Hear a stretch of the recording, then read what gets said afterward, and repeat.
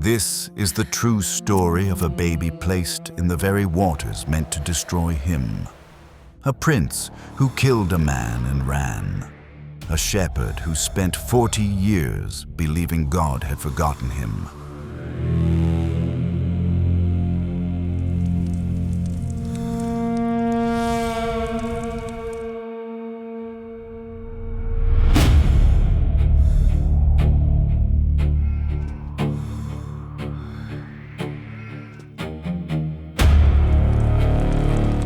Then one day, a fire appeared on a mountain, a bush that burned but was not consumed, and from inside it, a voice called his name. Moses, Moses! Who am I that I should go to Pharaoh? I am who I am.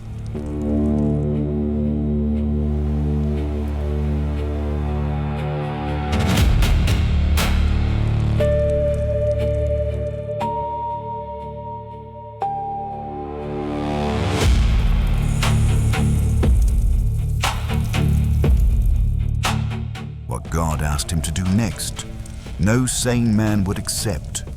And what God told him about how it would all end will stay with you long after this story is over. Stay with us until the end, because you will see how two midwives outsmarted the most powerful king on earth. How a mother saved her son by letting him go, and how God answered every excuse a man could give with just 4 words. I will be with you. If you haven't already, subscribe to Arc Films channel. That means the world to us. Let's begin. A famine once threatened to destroy the entire land of Egypt. But God had placed a Hebrew man named Joseph inside Pharaoh's palace, and through him, Egypt survived. Pharaoh was so grateful that he invited Joseph's father, Jacob, and his entire family to leave Canaan and settle in Egypt. He gave them the land of Goshen, the richest pasture land in the kingdom. Jacob brought his sons and their families, 70 people in all. In the eastern delta, in a land given to them by a grateful king, the family of Jacob put down roots. They were fruitful and multiplied so greatly that the land was filled with them. Then Joseph died, and his brothers died, and the entire generation that had known him passed away. And a new king rose over Egypt who did not know Joseph. No record tells us this Pharaoh's name, but history preserved what he feared. Look, the people of Israel are more and mightier than we are. Come, let us deal shrewdly with them, lest they multiply even more. And if war breaks out, they join our enemies and fight against us and escape from the land. He set taskmasters over them and afflicted them with heavy burdens. They were forced to build Pithom and Ramses, Pharaoh's treasure cities, working in mortar and brick and in all kinds of labor in the field. But the more they afflicted them, the more they multiplied and spread. And the Egyptians began to fear the people of Israel. Pharaoh needed a different solution. The one he chose next would be far worse than bricks and mortar. Pharaoh summoned 2 Hebrew midwives. Their names were Shiphrah and Puah. These were the women whose hands delivered every Hebrew child. When you serve as midwife to the Hebrew women and see them on the birth stool, if it is a son, he must not be allowed to live. But if it is a daughter, she shall live. No armies, no public announcement. Just 2 women and an order to end a nation, 1 boy at a time. But the midwives feared God more than they feared Pharaoh. They did not do as the king of Egypt commanded them, and they let the boys live. Pharaoh called them back. Why have you done this, allowing the sons to live? Because the Hebrew women are not like the Egyptian women, for they are vigorous and give birth before the midwife comes to them. Pharaoh could not prove otherwise, and God dealt well with the midwives.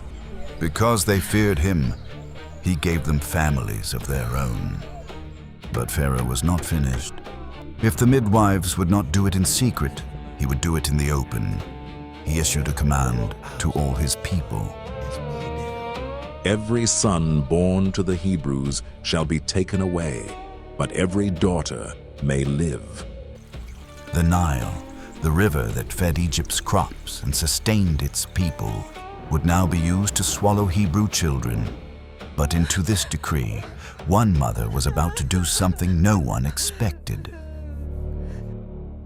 A man from the house of Levi married a Levite woman, and she gave birth to a son. When she saw that he was a beautiful child, she hid him for 3 months. She kept him out of sight. But when she could hide him no longer, she took a basket woven from reeds, coated it with tar and pitch to keep the water out, placed the child inside, and set it among the reeds along the bank of the Nile. The baby's older sister stayed nearby, watching from a distance to see what would happen to him. Then Pharaoh's daughter came down to bathe at the river, with her servants walking along the bank. She saw the basket among the reeds and sent one of them to bring it. When she opened it, the baby was crying. She took pity on him. This is one of the Hebrews' children. She knew the decree. She knew what this child was, and she chose mercy. At that moment, the baby's sister, who had been watching everything from the reeds, came forward. Shall I go and call a nurse for you? From the Hebrew women to nurse the child for you. Pharaoh's daughter agreed. The girl ran, and she brought back her own mother, the very woman who had placed the baby in the river. Pharaoh's daughter did not know she was speaking to the child's mother. Take this child away and nurse her for me, and I will give you your wages. The baby was now under the protection of the princess. He was no longer a hidden child under a death decree. His mother nursed him openly, paid by Pharaoh's own household, until the boy was old enough to be brought to the palace. When the child grew older, she brought him to Pharaoh's daughter, and he became her son. I will call him Moses, because I drew him out of the water. The boy now lived inside the palace of the king who had ordered his death. But he would not stay there forever. Moses grew up in the palace. But one day, when he was a man, he went out to his people and looked on their burdens. He saw an Egyptian beating a Hebrew, one of his own people. Moses looked this way and that, and seeing no one, he struck down the Egyptian and hid him in the sand. It was the first decision Moses made as a man, and it would cost him everything. The next day, he went out again and saw 2 Hebrews struggling with each other. Why do you strike your companion? We made you a prince and a judge over us. Do you mean to till me as you tilled the Egyptian? The secret was out. Moses was afraid. Surely the thing is known. When Pharaoh heard of it, he sought to kill Moses. The prince who had grown up eating at Pharaoh's table, living under Pharaoh's roof, protected by Pharaoh's daughter, was now a wanted man in the very palace he had called home. Moses fled from the face of Pharaoh, and the question the Hebrew had asked him would follow him for the next 40 years. Who made you a prince and a judge over us? No one had, not yet. Moses fled east from Egypt across the desert to the land of Midian, hundreds of miles from the palace where he was raised. He sat down by a well. The priest of Midian had 7 daughters, and they came to the well to draw water for their father's flock. But shepherds came and drove them away. Moses stood up, helped them, and watered their flock. When the daughters returned home to their father Reuel, he noticed something. How is it that you have come home so soon today? An Egyptian delivered us out of the hand of the shepherds, and he even drew water for us and watered the flock. Then where is he? Why have you left the man? Call him, that he may eat bread. Moses was content to stay with Reuel, also known as Jethro. He married his daughter Zipporah, and she gave him a son. He named the boy Gershom, which sounds like the Hebrew word for a stranger there, because as Moses himself said, I have been a stranger in a foreign land. 40 years passed. The prince of Egypt tended another man's sheep in the desert. Then the king of Egypt died, and the people of Israel, crushed under their slavery, cried out for help, and God heard them. Moses was keeping the flock of his father-in-law, Jethro. He led the sheep to the far side of the wilderness and came to Horeb, the mountain of God. There the angel of the Lord appeared to him in a flame of fire out of the middle of a bush. The bush was burning, yet it was not consumed.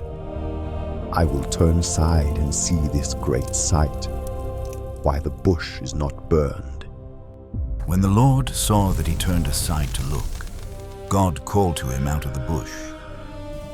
Moses, Moses! Here I am. Do not come near. Take your sandals off your feet, for the place on which you are standing is holy ground. I am the God of your father, the God of Abraham, the God of Isaac, and the God of Jacob. Moses hid his face, for he was afraid to look at God. Then God told him why he had come. I have surely seen the affliction of my people who are in Egypt, and have heard their cry because of their taskmasters. I know their sufferings, and I have come down to deliver them out of the hand of the Egyptians, and to bring them up out of that land to a good and broad land, a land flowing with milk and honey. Then came the command that would send an 80-year-old shepherd back to the land he had fled from 40 years ago. I will send you to Pharaoh, that you may bring my people, the children of Israel, out of Egypt.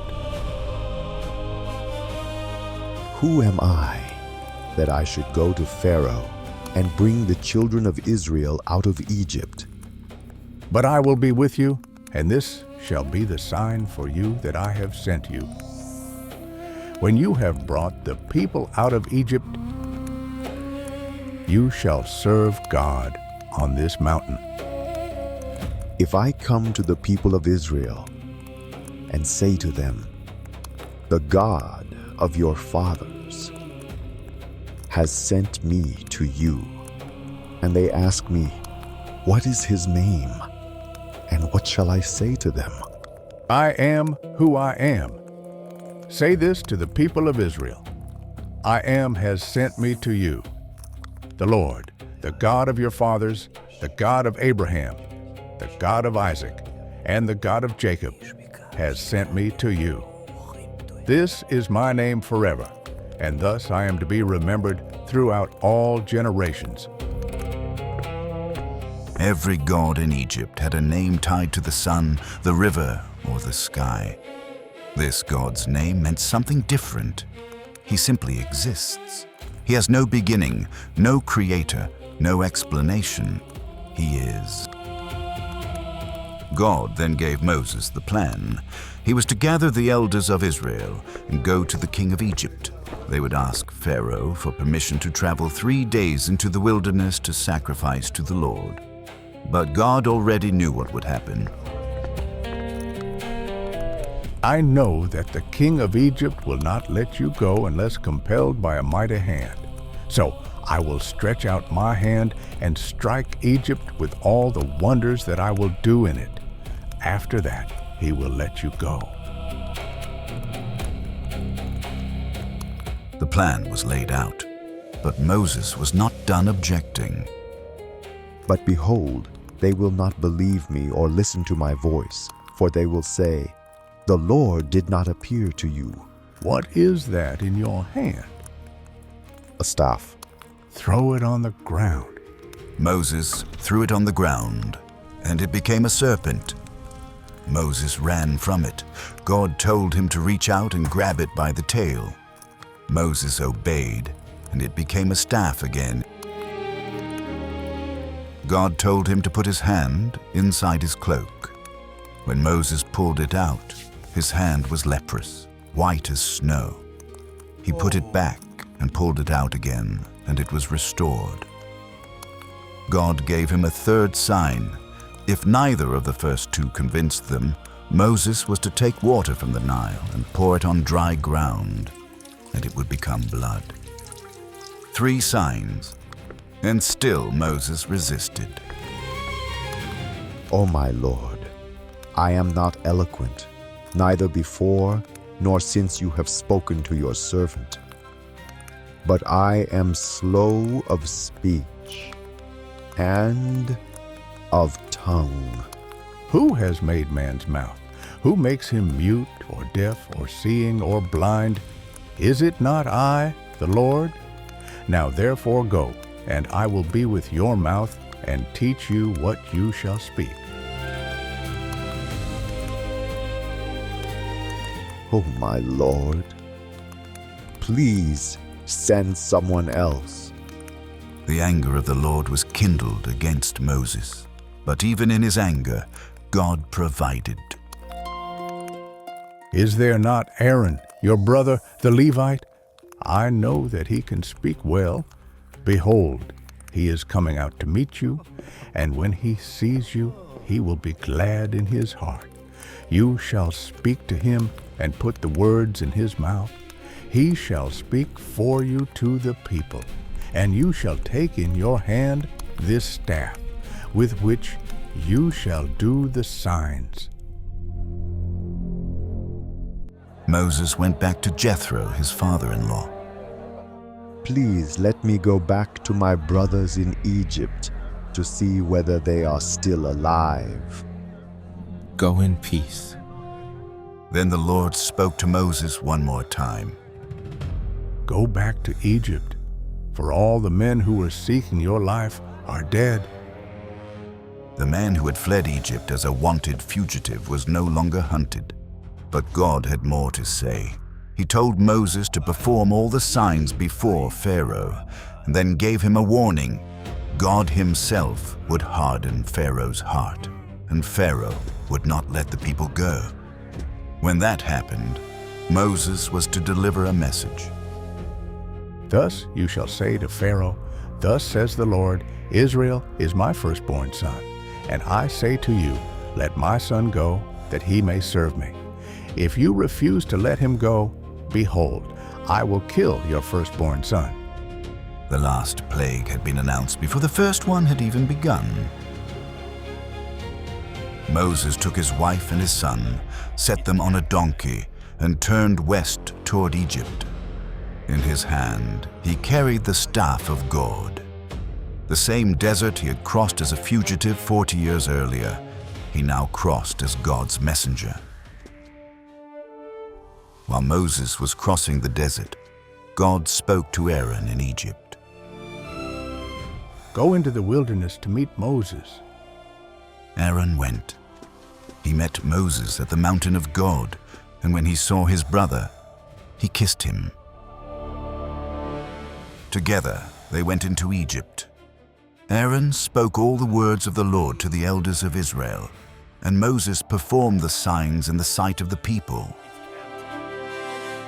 And the people believed. When they heard that the Lord had visited the people of Israel and that he had seen their affliction, they bowed their heads and worshipped. Tomorrow, Moses would walk into Pharaoh's throne room. This first chapter of Moses' life carries lessons that reach far beyond ancient Egypt. First, courage can be as simple as saying no. Shipra and Puah had no army and no power. All they had was a choice: obey Pharaoh or fear God. They chose God, and an entire generation of Hebrew boys survived because of it. You do not need to be powerful to stand for what is right. Second, letting go can be an act of faith, not defeat. Moses' mother placed her son in the Nile because holding on to him would have killed him. She built a basket, sealed it with tar, and trusted God with what she could not control. If you're holding on to something so tightly that it is breaking you, maybe the bravest step is to open your hands. Third, God's timing is not your timing. Moses tried to deliver Israel his own way when he killed the Egyptian. It cost him 40 years in the desert, but those 40 years were not wasted. God was not late. He was preparing both the man and the moment. If you feel like you are waiting and nothing is happening, remember, Moses was 80 years old when his purpose finally began. Fourth, God does not call the ready, he calls the reluctant. Moses gave God every excuse he had. I am nobody. I cannot speak. They will not believe me. Send someone else. And God answered every one of them not by removing the weakness, but by promising his presence. I will be with you. This is only the beginning. Moses has been called, Israel believes. But Pharaoh has not yet heard the name of the God of Israel. In the next episode, he will hear it 10 times, once for each plague. You do not want to miss what comes next. If you want to see what happens when Moses walks into Pharaoh's throne room and says, "Let my people go," watch the story of Moses II. It's right here on screen. 10 plagues, the Passover, the Red Sea. You do not want to miss it. Subscribe to Arc Films channel. That means the world to us. And tell us in the comments, what Bible story should we cover next?